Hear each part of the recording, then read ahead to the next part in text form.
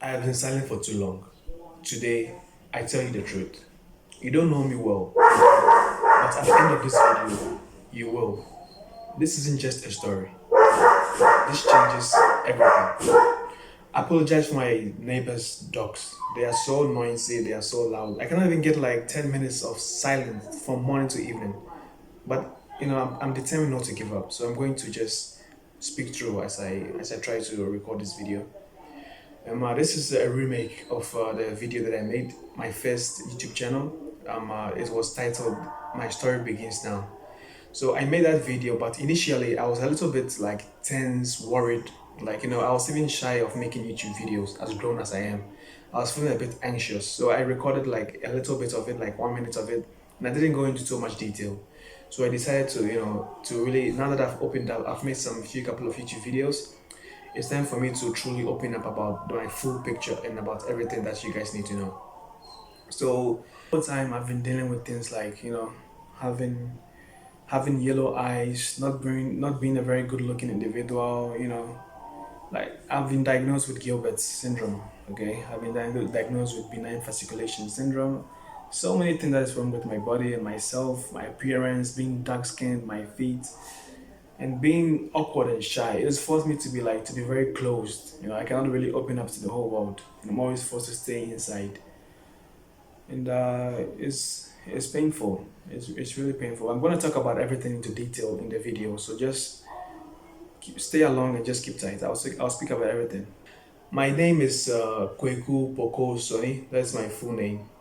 And it doesn't sound very familiar except for the Sonny at the end, which does. But yeah, let me get deep into it. So I was born and raised in Ghana. I was born in Accra by two parents. My father named Iko and my mom named Evelyn. I will not speak too much into details about the surnames, but yeah. Okay, well, let me just mention it. So initially my name was Kweku Apel Poku, but due to some couple of changes in my life, I traveled to South Africa, and my dad, so he ended up changing my name we took out the Apel and then we put the Sonny to it. I'll get there, but I'm building up the story. So yeah, I was born and raised in Ghana, Accra. In life, back when I was little, my life wasn't perfect. My mom, she was just a teacher. My dad was also a teacher. But yeah, for my dad's side, he's always been a very shady, person. Not very too bad of a father. He's good, but he's a bit closed about certain things that he does. For example, I was little. For example, an actual story. I was little, growing up in Ghana, and as early as 5 years old, my dad traveled to a foreign country. I think it was Zambia, which he has never opened up about. Then he came back to Ghana, and then he went back to South. Then he went from Zambia to Ghana. Then he went to South Africa. So I've never known like a full picture of his movement whatsoever. But they are so noisy. But that's he keeps it very close from me. But that's what that's where he went. Like at least the last place I remember that he went to was South Africa. So being little in Ghana, life wasn't too perfect. Parents weren't the richest of people. They were like struggling to make ends meet, and I could see the pain in their eyes. I wasn't the only sibling. That was myself and my sister, and we were the only two siblings in the family. So as teachers, their salaries weren't the highest of salaries. It was very little in a place like Ghana. It's like a giggle to someone who lives abroad or like somewhere else in America, Australia, UK. You get the picture already. So with my other family members, my aunt, for example, she's in the UK. My other aunt is also married to a doctor, and yeah, although life seems is a bit perfect for them, it's not. They are also struggling, and sometimes they send a bit money, but they also have their lives going, so they cannot pause and send myself and my siblings, my sister and my mom and dad helping us, because we are also people. They also working and struggling. They have problems. They cannot attend to our problems and just leave their problems. It will affect their lives, because so that means life on both ends or other ends in the family aren't perfect. So when I was little, like 5 years old, 6 years old, my dad traveled to South Africa. And when I was in Ghana, the time that I was little, I was a boy, so I wasn't the most high intellect of individuals as a student. Teachers were calling me dumb. I was slow. My grades were very low, and I wasn't too serious like that. I would go to school, play, get back, play. So like yeah, my dad was getting the info from South Africa. But my mom too, she was trying to help, but she was also very busy. She worked as a teacher. So her life too wasn't perfect. Also struggling to make ends meet. So most of the time I wasn't like well fed and all those. I'll be hungry, and yeah, because parents were perfect. So earlier on, when I was approaching like 9 years old, 10 years old, I think 11 years old, 2011, if I have to remember correctly, because it's been a while ago. Myself and my sister and my mom, we traveled to South Africa to join my dad. And my dad, what he did was South Africa was there. He was married to a South African woman named Lulu. I cannot mention her full name because it's going to cause a bit more panic. I don't want to expose too much of it, of her name, but her name was Lulu. The rest of it I will not mention. So she was the woman my dad was married to in South Africa, and she helped him to get his citizenship, legalization, blah blah blah, to live there. But upon all those marriages, my dad couldn't really come to a conclusion that yeah, due to my marriage, I've been able to have my citizenship. He's always been shady. That's his behavior, all right. He's not perfect, but he's been always like a shady person, and he kind of hides things from me a lot, and my sister and my mom. So going to that point, we were little, and he decided, okay, to fly me in and to help me with my education, my high school, and let's see how things can go from there. So yeah, from there, we from 2011, I moved to South Africa. I was very little at that time. So initially, I was so excited. I'm going to sit in an airplane. Being little, you see all those things, and it fascinates you. And so, like, yeah, all right. I was happy about it. Sister was, mom was kind of a little bit happy, but we traveled, we went South Africa, and then when we got there, we went through the customs, Johannesburg, and yeah, I reached Johannesburg airport. But yeah, from there, my dad took me to we. He took me like we took a bus, a city bus from Johannesburg to King Williamstown. So that was my place of residence in South Africa, King Williamstown. So like when I got to South Africa initially, so my dad took me and myself and my sister and my mom to a hotel. They called Caesar's Hotel. So that was where we were living, Caesar's Hotel. And like it was me, my mom, and my sister living inside one room. So that was like surprising to hear because he didn't have money, and he was my dad was the only caretaker of the family at that time. Because my mom was like being a teacher in Ghana and traveling to South Africa, she didn't have any job to do in South Africa. Okay, so she had nothing, zero. And my dad, like he gave promises, like when you guys come, you guys will have your own rooms, your own house, blah blah blah. Being shady as usual. We got there and then boom. We are living inside. The dogs are so loud. Sorry about that. We are living inside just one room, three of us, sharing the same toilet, the same bathroom. It was very gross.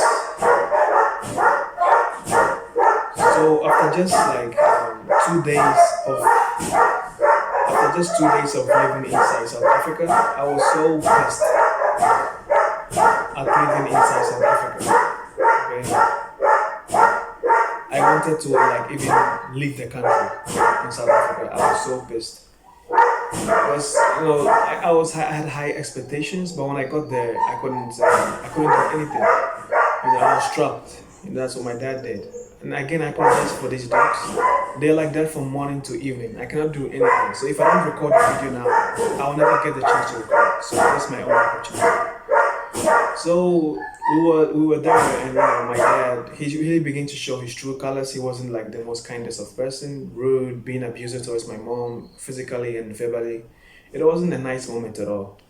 So when I got there, when I left Ghana, I was in grade six. When I got to South Africa, my dad decided to jump me from grade six to grade eight. So I skipped grade nine, I skipped grade seven. So I went to grade eight. And in South Africa, in King Williamstown, because that was my place of residence by now, myself and my sister, my dad took us to a place, a school, high school. So I was being jumped to grade eight inside West Secondary School. I forgot the full name. of it in South Africa, King Williamstown, by my dad. So he, with education, he was always upfront in helping me. So I'm always like, I'm always going to give him credit for that. It was myself and my sister. My sister was in grade 9 at the time, so she was like a year above me. So like midway point at the semester, he decided to move me from West Secondary School to Breitbach Secondary School. So Breitbach was another high school in King Williamstown, South Africa. So in Breitbach, the language spoken there mainly was Afrikaans. If you guys know Afrikaans, it was spoken by most people, most South Africans in that school. And my sister was also there. She was in grade 9 too, a year ahead of me, and I was in grade 8. So when I got there, I was so tiny, so young. I was like 11 years old at the time, young, and I was like with adults because I got jumped my years and with different people. Um, uh, it was a very strange moment for me. And yeah, so I got there, and Afrikaans. I was always quiet because I couldn't understand the language. We were mostly speaking Afrikaans and a bit English, only English in like classrooms when teachers available, but even with that, they still speak Afrikaans. And sometimes with some South Africans, they speak Xhosa, if you got what I mean. Xhosa, like Xhosa. Yeah, it has a clicking sound like Xhosa. So like, yeah, so that's what South Africans mostly speak, their native language. They love their native language. So South Africans at that school, they were like very, very like, surprised by seeing this guy, this black guy. Because I'm dark skinned, very dark skinned compared to them. They're a bit bright in complexion, and the colors, they were speaking mostly Afrikaans. So like, there was always like, who's this guy? Now they come to me, like they shout Michael Essien and Samoa Gyan, these Ghanaian football players. And I was like, yeah, I know, yeah, that's cool, okay, fine. I was like an outcast, so it was easy to pinpoint and just know that I'm not South African because of my skin color, and also for the fact that I couldn't speak the language very well. So like, yeah, I was hustling. Grades weren't. I was actually getting better in my grades because my dad was helping me with my education. Every time he would sit down with me, force me to learn this, learn that, do that. When I get wrong, then he beats me. Like a dad does. But he was beating me a bit too much sometimes. I did not enjoy that. So in South Africa, at Breitbach, I met one guy. His name was Brendan, a very tall guy. I happened to be very short at that time. I'm still short, but that time was like the peak. I was like so small. He was a lot taller than I am, and people used to make a bit fun of me, like calling me shorty and all those things. It wasn't feel good. But yeah, I was the short one. He was the tall one. And Brandon was like a South African, so we got along. He would teach me places, go there, break time, go eat lunch, do that. Because I didn't know anything. It was a different system, like South African school compared to Ghanaian school. So yeah, that's what it was in Breitbach, and I was able to pass my grade 8 final exam. And I got promoted to grade 9. But my dad, being shady as usual, decided to change me. Not too shady, but he likes moving around, being shady, doing things around. That's his whole nature. To move me from grade 8 to grade 9, but in a different city inside South Africa. So in grade 9, I did my grade 9 in a city in South Africa called Grahamstown in South Africa, at a school named Nombulelo Secondary School. So at Nombulelo, my sister also joined me there. And keep in mind, my mom wasn't doing anything at this time. She was sitting home, like hers, like citizenship. South Africans, they have this a bit of hatred towards like foreigners. So foreigners like my mom wasn't able to get herself like a visa. So her visa was getting like expired, and she was forced to stay home because in case she got caught by the immigration officers, they would deport her, and I would be in South Africa without any more. And actually, let me touch on one thing. When I was in Breitbach before I moved, yeah. So when I was in Grams, when I was living with my dad when I was doing my grade 8 before I moved to grade 9, I was living with my dad with his wife that he's married, the South African wife that he has married in South Africa. Because when he divorces, he loses his citizenship. He can be deported at any time. Living with these two people, my dad was not like the kindest of person. Like he was like enclosed to himself, pride, a bit abusive. So I was like mostly quiet in the house. And the stepmom also had like a son. So he was a bit of my cousin, but we weren't talking much. I was always alone in my room. And yeah, I had my room in that house. I was quiet, and it got to a point I was like always being alone got to my head sometimes, and I almost went crazy, like went mad. But sometimes I was talking with myself. And yeah, after that I got, and yeah, it lasted for some time, and when I moved to grade 9, yeah, me and myself and my sister and my mom, we moved to a place in Grahamstown. So my dad got us like a nice room, and the room was small, like two bedrooms, a kitchen and one room for three people, which is very bad. So I was living there, and being having the interactions with my mom and my sister over time, like that mental thing kind of died down because I was getting human interactions a bit. So it got a bit better mentally for me. And Grahamstown, yeah. So Nombulelo Secondary School, I was doing my grade 9 at that place. I was like a bit older, 13. So I was still young compared to my peers because I got jumped. Remember? So yeah, at Grahamstown, I wasn't too quiet this time because I was getting adjusted to South Africans. And let's keep in mind, South Africa is like one of the dangerous countries in the world. You cannot be like even walking outside sometimes. You cannot be even walking around with your phone. It's dangerous. Someone can just stab you, take your phone, run away. So they don't like foreigners. You can beat into death. If you guys know the xenophobic news which happened some years ago, and it still does sometimes. So it's a very dangerous place, and you have to always be reserved. So I was always most of the time in my room. I was afraid of even going outside because people can judge you just by looking at you and cause some serious harm to you. It's a very dangerous place to be, but it's quite fine too as well. So in Grahamstown, grade 9, like in the home where I was living, I was friends with the landlord's kid. Sometimes we used to play video games at his house. The landlord's child was my friend in that house. So the landlord has a house, different houses to around his main house, and yeah, I was also in one of those houses. The landlord like rented for us and my family, which my dad helped me get. So I was friends with these guys, with the landlord's son. Sometimes we play video games.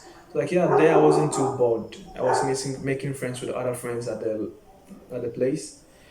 And from at that point, I started gaining interest in like using boats, sprinting. I used to think about like drawing arts and also football. But being inside South Africa, South Africans they like rugby and all those. Yeah, so shout out to South Africans, man. Like it was in this place that I learned like sprinting. I was like sprinting with my friends, beating them, doing that. And yeah, I used to think of myself as the fastest man in the world. I was young back then. So grade 9 went past, then I went to grade 10. So grade 10, as usual, my dad comes in the picture. And he moves me from Grahamstown, which I was with my sister, and then we went to a different place. So now let's keep in mind, my dad at this point in time, he got tired of having governmental jobs. Okay, so he decided to have his own private school because he's always been a teacher. So now he opens a private school with the help of the wife that he has, a South African wife. And then we moved there. The school gets registered. Me, myself, and my sister and my mom we moved there. The school was named Start Maths and Science Academy. Then we were like doing. So there I did my grade 9, my grade 10, all the way to grade 12 in South Africa. But let me get deep into it. It has some funny twists to it. Um, um, Over there, I was my sister. My sister was a year ahead of me, and we did I forgot one thing. So my sister, she in Grahamstown, she went to a school called Victoria Girls. Okay, so I was grade 9 in Nombulelo. She was there. She did a bit of grade 10, but things weren't going very well for her at Victoria Girls. So my dad decided to move her from there to where I was in Nombulelo because the fees was catching up to him and he was low on funds. So yeah, fast forward to grade 10, it was so we moved from Grahamstown back to go King Williamstown again. But in this time in King Williamstown, the school that my dad opened was a private school. It was named Start Maths and Science Academy. So Start Maths and Science Academy, it was a place called Stataram. Stataram was a city inside King Williamstown. Okay, so that's why I did my grade 10. So it was a new school. Students were low, few students. I was excelling in my grades. I was very upfront. My sister was doing the same. I got promoted to grade 11, grade 12. But at my grade 12, I wrote my final exam. It's called matric, like your final high school exams. I didn't do it in the school that my daddy opened. I did it in a different school. It was called Kubusi Combined School. Okay, that was where I did my high school final exam to obtain my certificate. So my sister also did hers there. So I did it. I passed. I passed high school. Congratulations. And now I was like left with many options. So what is my future in plan? So what do I opt to do? So I was thinking about being like a mechanical engineering, like computer science. This was like jobs which always fascinated me the most. But my dad, being himself as usual, he brought up this thing about Russia. So he brought up Russia, and yeah, so my sister went to Russia. She did her first year in Russia. I mean, she did the whole 6 years in Russia and also joined her in Russia. Like, yeah, I get into Russia. Like, yeah, she was 1 year ahead of me, so I got to know a bit about Russia. Initially she was hesitant to travel to Russia, but eventually she went. She ended up liking that place. So also, um, uh, I also joined her in Russia. Initially, like my dad was like, you're going to Russia to do computer science. I guess he tricked me into doing medicine, but well, it was what it is. So I ended up there, and I realized that I actually have to actually do medicine, not computer science. But it's fine, it's fine. So I ended up doing medicine for 6 long years in Russia to become a doctor. So in Russia, like um, so I got into Russia, and I ended up doing 7 years in Russia actually instead of six because I did my certificate from South Africa was happened to be a diploma, not a bachelor. So when that happens, you have to do one more year before they let you do the 6 years of medicine. So with my first year, my sister was in a place called Stavropol Medical State University. The city name is Stavropol. For my first year, I did it at a different city called Saratov in Russia. Saratov. So inside Saratov, I did it's something called Patfak. Okay, so I did 1 year of Patfak in Saratov.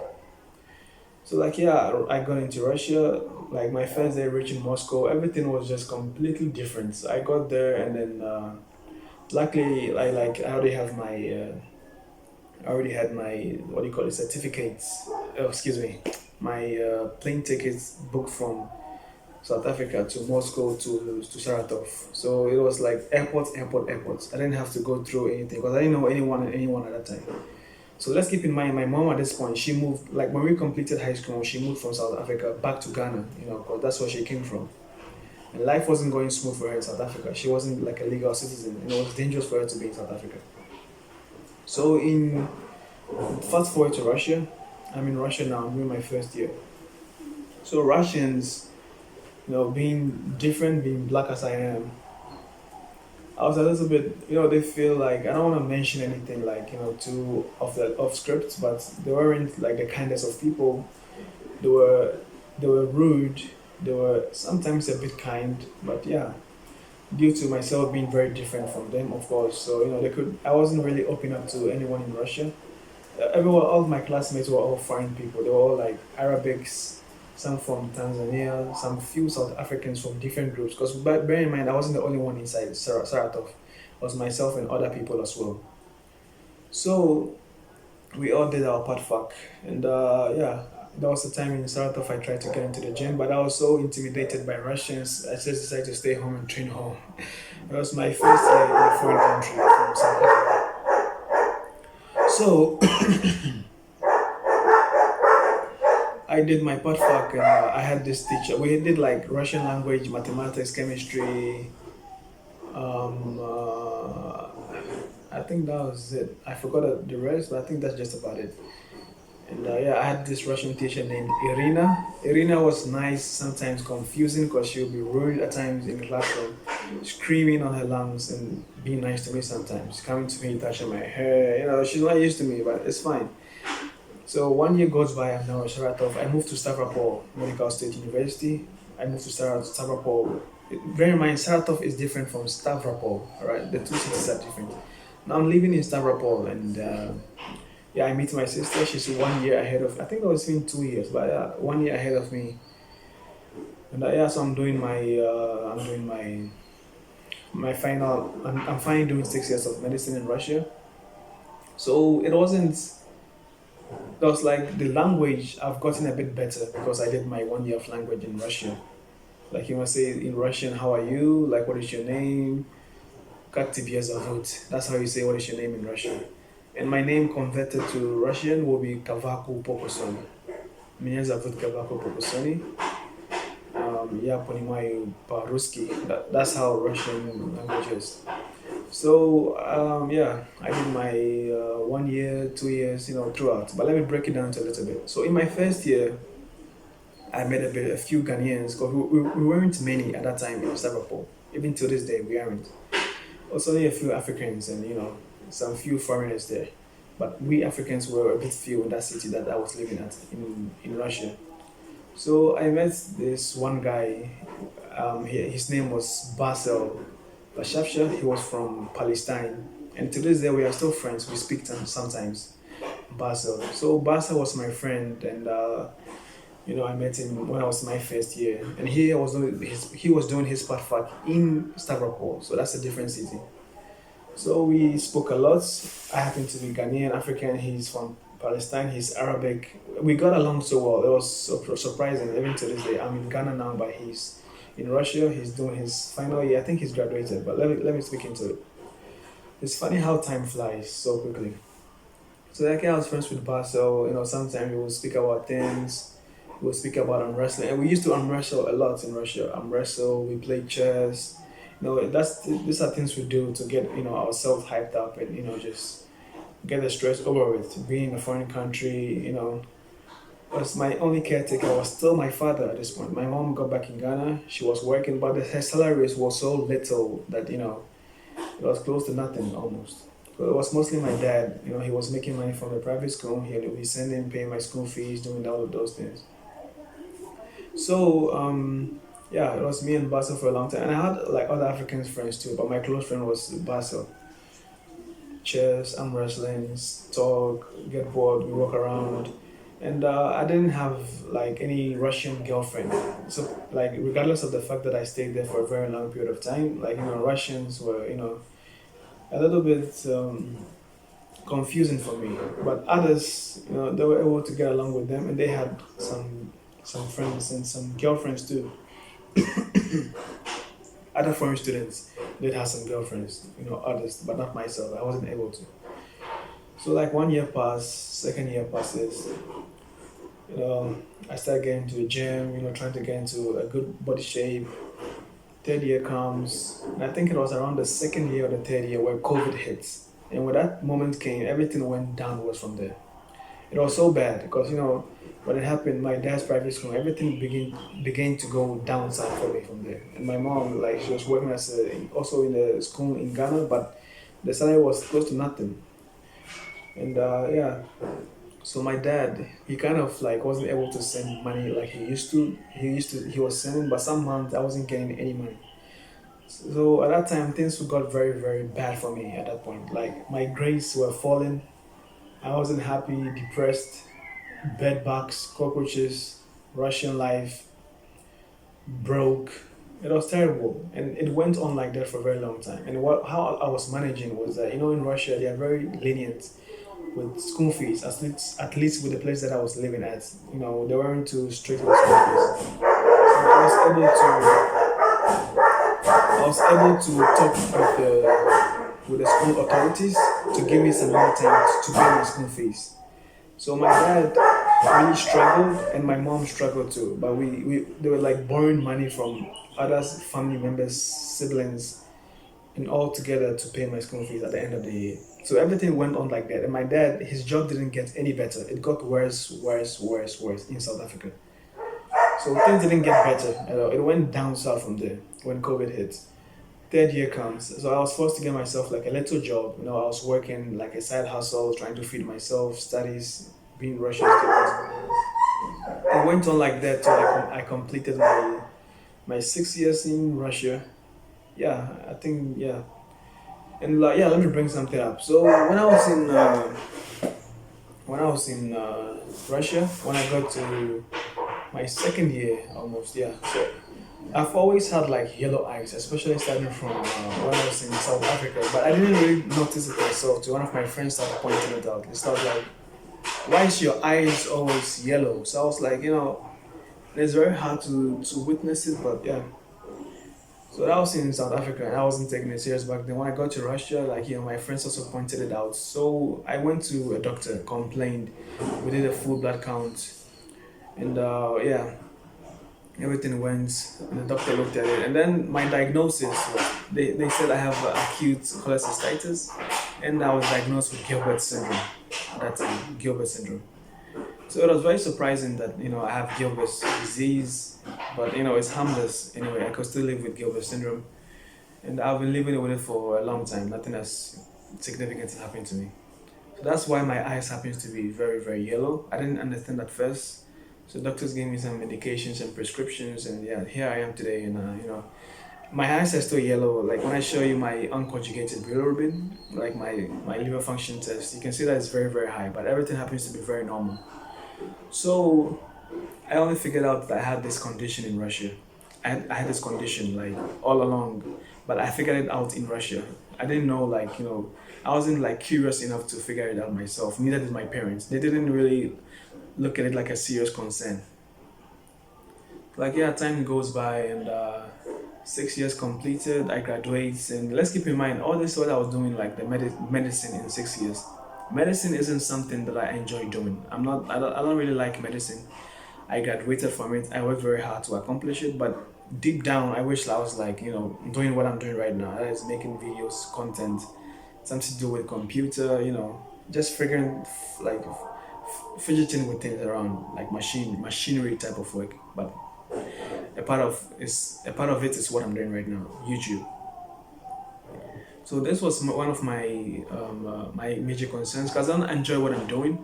And I graduated 6 years in Russia. I came back to Ghana again. So it's like a full circle: Ghana, South Africa, Russia, back to Ghana again. And once I graduated, I come back to Ghana. Like after some time, my dad returned back from South Africa, and now he's in Ghana, but he's not working as usual. Life is hard on his end, and also my mom's end, because even till this day, things hasn't gotten any better. So I'm in Ghana right now, and yeah, like family members, they look at me like some form of a god. They want me to be, an extremely good doctor, which is fine, but they put so much pressure on you. And sometimes I'm like, you know what? I don't even enjoy what I'm doing. I'm just like sneak peeking, creating a YouTube video, trying to escape from like what I'm going through right now. But there's so much pressure on me, and I'm just trying to escape with every single upload that I do. So in Ghana, I'm preparing to write an entrance exams. I have no interest in what I'm doing. I'm just doing it for the sake of my family, just to please them.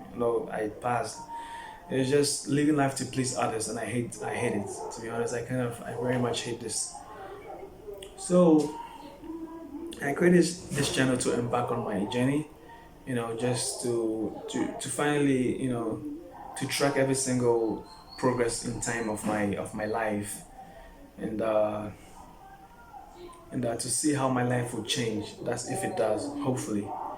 And one more thing I would like to touch on was in South Africa. I was taking some supplements like creatine and all those, some six-pack supplement. It was so many supplements I was taking because I was obsessed about sport fitness, and it ended up like triggering something in my body. Like I have this, like sometimes my muscles shake, like specifically sometimes it happens in my face. And I've done some research myself, being having the medical background that I do, and I realized that I also have benign fasciculation syndrome. So there's so many syndromes going on inside of me right now, but that's also harmless. I'm very much living with it. So that's how my life is right now at the moment. I'm inside Ghana. I'm under pressure. I don't like what I'm doing. I'm trying to do what I love best, but I haven't excelled or like succeeded to show people that this is my progress so far. So it's just a very sad point in time right now. And my sister, she's back in Ghana too as well. And she's not working at the moment. She graduated medicine too, but she's currently working, trying to hack her entrance examination. So that's how life is right now at the moment. And I truly hope God can help me. And to anybody out there that is watching, this is my full story, and hopefully it can turn into one of my best journeys that I've ever walked on this earth. So if you feel like you're with me and you also have your phone for like a comeback story, subscribe and let's get along on this channel.